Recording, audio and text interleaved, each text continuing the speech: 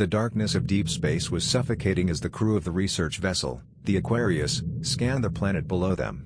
They were tasked with investigating a strange energy reading that had been detected on the planet's surface. As they descended through the planet's thick atmosphere, they noticed a strange mist that seemed to cling to everything it touched.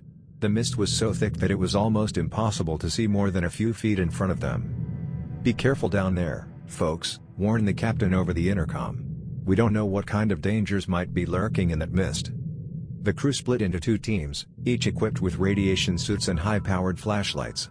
As they moved through the dense fog, they soon began to hear strange noises coming from all around them. "What the hell was that?" whispered Sarah, one of the scientists, as she shone her flashlight around nervously. "I don't know, but I don't like it," replied Dave, one of the security officers. "Let's keep moving." As they pressed on, the noises grew louder and more intense. They could hear what sounded like the screeching of some kind of animal, along with the thumping of heavy footsteps. Suddenly, a figure emerged from the mist ahead of them. It was humanoid in shape, but with long, spindly limbs and a face that looked like it had been melted and twisted beyond recognition. "Jesus Christ, what the hell is that?" exclaimed Dave, raising his weapon. Before anyone could react, several more of the twisted figures emerged from the mist, their eyes glowing a sickly green. The crew members were quickly surrounded, and a fierce battle ensued. As they fought for their lives, the crew soon realized that the strange energy reading they had been sent to investigate was not a natural occurrence at all. It was the result of some kind of experiment gone horribly wrong, an experiment that had created these twisted, mutated creatures. Finally, after what felt like hours, the crew managed to fight their way to safety. But as they made their way back to the Aquarius, they knew that they had uncovered something truly terrifying. The captain met them at the airlock, his face grim. "What did you find down there?" he asked. "We found a nightmare," replied Sarah, her voice trembling. "Something that should never have been created." As the ship took off into the darkness of space, the crew knew that they had stumbled upon a horror beyond their wildest imaginations. And they couldn't help but wonder, what other horrors were lurking out there, waiting to be discovered. As the Aquarius traveled through space, the crew tried to make sense of what they had witnessed on the planet below. They gathered in the mess hall, staring at each other in disbelief. "How could anyone create something like that?" asked Dave, still shaken from the experience. "It's clear that they were experimenting with something they shouldn't have," replied Sarah. "And it's also clear that they lost control of it." "But who would do something like that?" asked another crew member. No one had an answer. All they knew was that they had encountered a horror that was beyond anything they had ever imagined. As the days passed, the crew found it hard to shake off the feeling of unease that had settled over them. They all knew that they had been lucky to make it back to the ship alive, but they couldn't help but wonder what other horrors were waiting for them out in the vast expanse of space. One night, as they were all getting ready for bed, the power suddenly cut out. The ship was plunged into darkness, and the only sounds were the whirring of the air filtration system and the faint hum of the engines. "What the hell?" whispered Dave, reaching for his flashlight. "Is this a power outage?"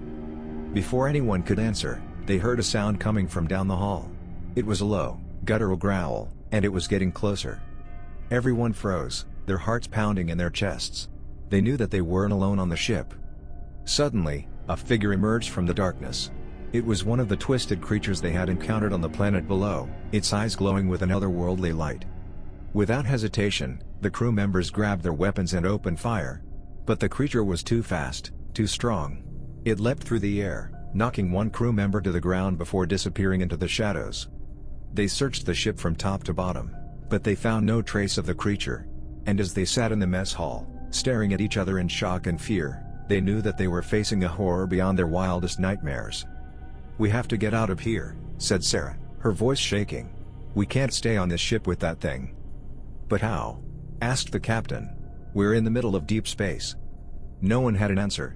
All they knew was that they were trapped on the Aquarius with a monster that seemed to be hunting them one by one. And they couldn't help but wonder if they would ever make it out alive. As the crew of the Aquarius huddled in the mess hall, they knew that they had to come up with a plan. They couldn't stay on the ship with that creature, but they had no idea how to get away from it. "We have to find a way to trap it," said Dave, his eyes darting around the room. "We have to lure it into some kind of containment area." "But where?" asked another crew member. "We don't have any kind of containment chamber on this ship." The captain thought for a moment, then nodded. "There might be a way," he said. "We have a spare radiation chamber that we could use." It's not designed for this kind of thing, but it might hold the creature long enough for us to figure out what to do with it." The crew set to work, rigging up a series of traps and lures to try and catch the creature. They worked through the night, hardly daring to breathe for fear of attracting the monster's attention. Finally, as dawn broke, they heard the low growl of the creature coming from down the hall. They braced themselves, ready for a fight. But this time, the creature seemed to fall for their trap. It stumbled into the radiation chamber, drawn by the scent of the bait they had left for it. As soon as it was inside, the crew sealed the door shut, trapping it inside. For a moment, there was silence. Then the captain turned to the rest of the crew. "We have to figure out what to do with it," he said. "We can't just leave it in there forever." They spent hours debating their options, but in the end, there was only one choice. They would have to jettison the chamber out into space, hoping that the creature would be destroyed by the vacuum and radiation. It was a risky plan, but it was the only one they had. They prepared the chamber as best they could, then jettisoned it out into the darkness of space. For a few moments, there was nothing. Then, suddenly, they saw a bright flash of light as the chamber exploded. They knew that the creature was gone for good. As the crew of the Aquarius breathed a sigh of relief, they knew that they had faced a horror beyond anything they had ever imagined. But they had come out the other side, stronger and more determined than ever to face whatever horrors the universe might throw at them. Days turned into weeks, and the crew of the Aquarius tried to put the horror they had faced behind them. But they couldn't shake off the feeling of unease that lingered in the back of their minds. They knew that there were dangers lurking out there in the darkness of space, waiting to strike. One day, as they were scanning a nearby planet for signs of life, they picked up a strange signal. It was unlike anything they had ever heard before, a pulsing, rhythmic beat that seemed to come from deep within the planet. "What the hell is that?" asked Dave, his voice barely above a whisper. "I don't know," said Sarah, frowning at the readouts. "It doesn't look like any kind of natural signal. It's almost like someone is trying to communicate with us." The crew hesitated for a moment, then made a decision. They would land on the planet and investigate. As they descended through the atmosphere, the crew could feel their hearts pounding in their chests. They knew that they were taking a risk, but they had to know what was causing that signal. When they landed, they found themselves in a desolate wasteland. The ground was barren and rocky, and the air was filled with a strange, acrid smell. But the signal was getting stronger, and they knew that they were getting close. Suddenly, they saw movement out of the corner of their eye. It was a figure, humanoid in shape, standing in the shadows. "Who are you?" called out the captain, his hand on his weapon.